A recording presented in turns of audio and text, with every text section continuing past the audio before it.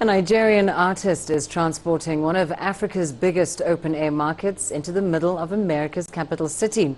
Well, not literally, but Emeka Ogbo is recreating the experience of the Balogun market using some cutting-edge sound techniques, while Daniel Ranches opened his ears to the hustle and bustle of Lagos via Washington, D.C. A cacophony of sounds, some emerging from enamel-ware trays like the ones used by market sellers in Lagos, Nigeria. And then the sound comes up, goes down. Yeah, so it also tries to create distance. Like sometimes it's louder, they're close to you, sometimes they are further behind. Right. So I'm just trying to play with all that.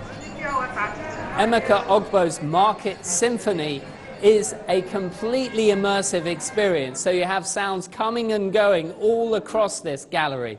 And here we have these trays that are representative of the hawkers as they're shouting out their wares and trying to get people's attention. So, for example, they might be selling bottled water, handkerchiefs, snacks, fish, or even selling clothing on their heads.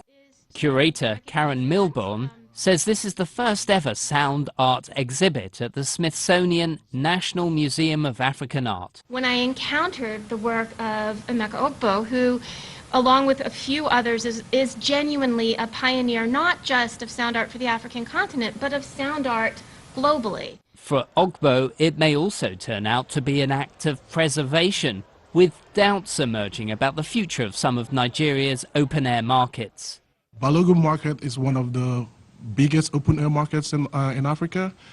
And everybody will say it's not going to be raised ever, maybe, but it can happen.